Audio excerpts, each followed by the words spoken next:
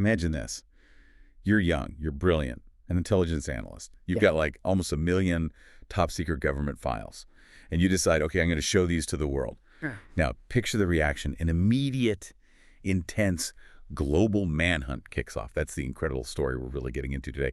Our mission in this deep dive is to unpack Edward Snowden, not just what he leaked, but the why, the how. And this absolutely wild international chase that happened right after. We're using the sources you've shared, looking at it like a real-life spy movie. Yeah, and what's so fascinating, I think, is how fast it all blew up. It went from one person leaking documents to this huge, complex geopolitical mess. It really pushed the buttons on national security versus, well, personal freedom and how international law even works in these situations. We'll dig into the specifics, what made this case just so explosive. Okay, let's break it down. Who is Edward Snowden? Or who was he then? He was 29. An NSA analyst working for Booz, Alan Hamilton, those big contractors. Yeah. And he wasn't new to this world. He had this really impressive career, getting top-level access by, age 27. Came from a military family, too. Service going way back. Right. And his reason, the motivation he gave was this sort of growing realization, as he put it, that the U.S. government was drifting away from the rule of law. Crucially, though, it wasn't about exposing specific spy operations. He wanted to show the method, the system. He had that famous line, right? Not the bucket of water, but the plumbing, how information was being collected. Things like PRISM, collecting internet data, phone records. Just the sheer scale of it was something most people couldn't imagine. And the stud he had, nearly 1 million documents, top secret. Just carrying those out, he knew he was looking at serious prison time. Decades, maybe. The risk was enormous. Which makes his next move even more incredible. He picks Hong Kong for a secret meeting with journalists from The Guardian. These journalists fly halfway around the world, basically into the dark. They even thought, maybe it's a setup, a trap, full of hazards. Snowden himself said he'd crossed the Rubicon, expected handcuffs. You can just feel the tension, can't you? In that hotel room, the security measures he took were extreme. Piling pillows against the door, to block sound. Yeah. Using that big red hood over his head and the computer for passwords, worried about hidden cameras, everything. Wow. That level of paranoia, it really speaks volumes about the perceived threat, doesn't it? And, well, the nature of the information itself, he obviously thought they'd stop at nothing. And that little detail about how they first met, the identification method, he held up a Rubik's Cube. Yeah, quite ingenious, wasn't it? A bit of spycraft in the middle of all this real-world danger. So, The Guardian publishes. But they don't name him at first. No, they kept his identity secret initially, but you have to figure the NSA. They probably had a very good idea who it was almost instantly, and they'd start throwing everything they had, all the government's tools, into finding him. They weren't just going to sit back. Oh, definitely not. The U.S. government's reaction was immediate and fierce, calling him a coward, a traitor. You heard the phrase, greatest loss of secrets in our nation's history. They were absolutely energized, as one source put it, to get the documents back. Snowden himself even worried they might try to, kill him.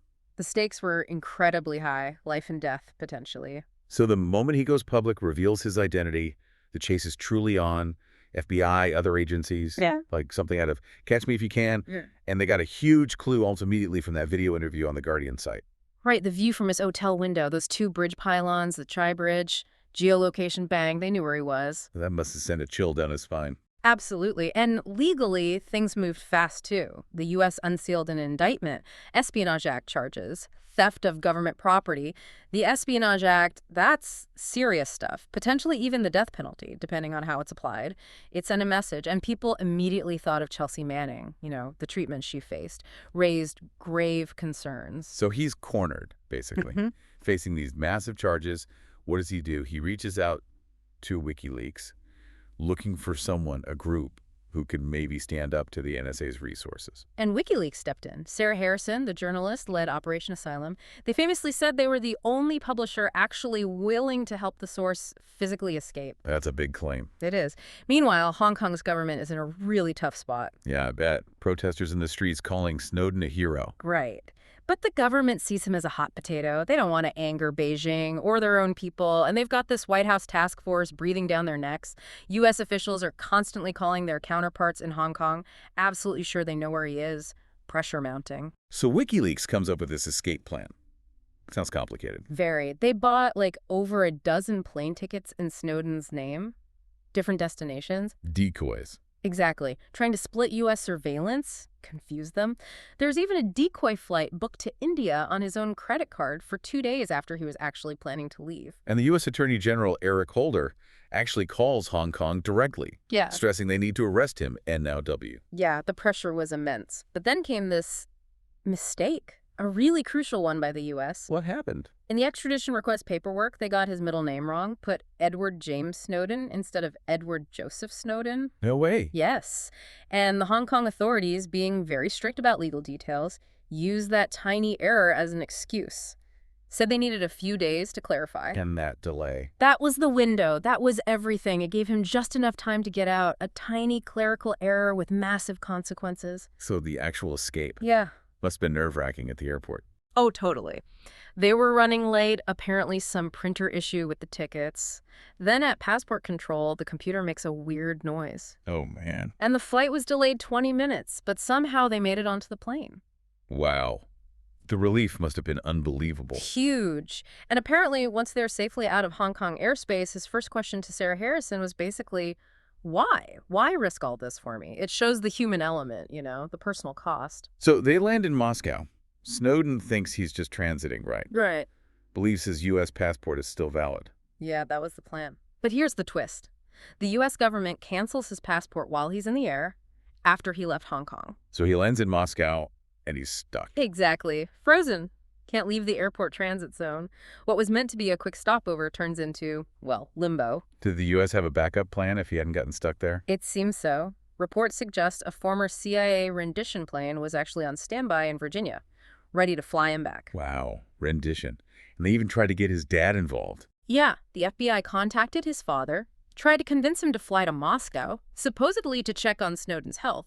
Snowden called it a wacky strategy, later clearly an attempt to lure him onto a U.S.-controlled plane. Just incredible lengths. And meanwhile, at the Moscow airport itself, chaos. Total chaos. Julian Assange, remember, he's holed up in the Ecuadorian embassy in London, tries to arrange diplomatic protection. An Ecuadorian diplomat goes to the airport. Right. But there are hundreds of journalists there. Absolute pandemonium.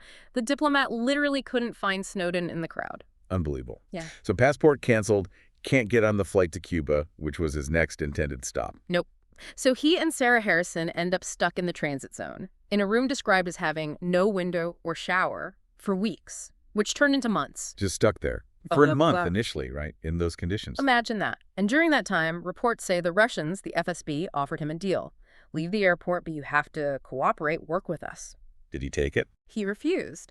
And initially, President Putin wasn't keen on letting him into Russia proper either. So he was really trapped in this bizarre international no man's land. So what are his options? He's stuck in this transit zone. Well, he tries to leverage public opinion. He applies for asylum in, 21 different Western European countries, hoping someone will step up, maybe feeling pressure from their own citizens. He saw him as a hero. And the U.S. reaction to that? Predictable, I guess. The State Department apparently worked the phones like crazy, calling every government office in Europe, basically saying, don't even think about giving this guy asylum. Sources called it bullying or arm twisting. Yeah. And the result? Most European governments just stayed silent, didn't want to cross the U.S. So doors slamming shut in Europe, but then Latin America. Yeah, a glimmer of hope. Venezuela and Bolivia both offered him asylum. The challenge, though, was how to physically get him there from Moscow. Right, across half the world, with the U.S. watching every move. So WikiLeaks starts brainstorming again. Private jets, commercial flights. Too risky. They thought maybe a presidential jet, with its diplomatic status, might be the safest bet. And suspicion fell on Bolivian President Evo Morales. He was in Moscow for a summit. The U.S. seemed to think he might try to smuggle Snowden out on his plane. Which led to that absolutely crazy incident. Unprecedented, really. Morales' presidential plane takes off from Moscow, and suddenly, France and Portugal deny it airspace, reportedly under U.S. pressure. Forcing it to land where? Austria. In Vienna, Austria. And they actually searched the plane for Snowden. He wasn't on it, of course. Searching a head of state's plane. That caused outrage, right? Huge outrage, especially across Latin America, seen as a massive violation of sovereignty, of international law. But was it just U.S. paranoia about Morales? Or was there more to it? Well, WikiLeaks later revealed they'd been deliberately laying false trails, making calls on open lines hinting Snowden might be on that plane. It was designed to distract U.S. surveillance, make them focus resources on the Morales flight. An incredibly clever gamble, as some called it. But it backfired on the U.S. Massively. It was a huge public relations disaster for them, made them look like bullies, reinforced that Snowden as victim image. People started asking, are these really the good guys? So after all that drama, all the failed asylum bids in Europe, the plane incident, what finally happens? Weeks turn into over a month stuck in the airport. Then finally, Russia blinks.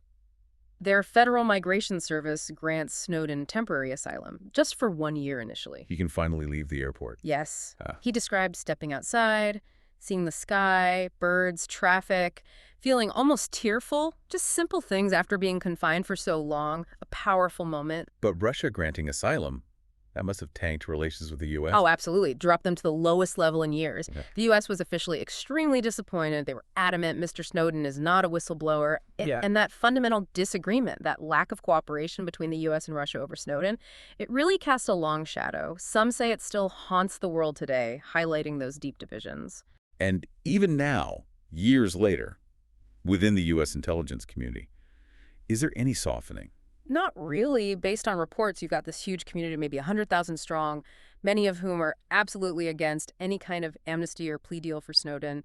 They feel it would betray everyone who does follow the rules, who protects national security. The feeling is still very much he needs to be caught, brought back, and face trial. So the risk for him remains. Definitely. As one source put it, if you embarrass a major power, you're probably never going to be truly safe. There's always that desire to send messages, set examples, don't mess with us. It's a stark reality for whistleblowers or leakers. Wow, what a story. We've covered so much ground today, from that tense Hong Kong hotel room through the chase, the months in the Moscow airport. It's such an incredible deep dive into information, government power, secrets, and the sheer personal cost, isn't it? The price one person paid for defying that power. Absolutely. And the whole thing, the leaks themselves, the pursuit, the diplomatic fallout, it just keeps generating debate, doesn't it? It really forces you to confront that line between keeping a nation secure and the public's right to know what's being done in their name. What does this whole saga truly tell us about power in our modern, connected world? So the final thought for you, listening, what does it all mean? In this digital age, with surveillance capabilities growing, where does our responsibility as individuals lie, especially when we see something we think is government overreach? And what are the real ripple effects of actions like Snowden's on all of us, on society, on privacy, on that balance between the citizen and the state? Definitely something to think about.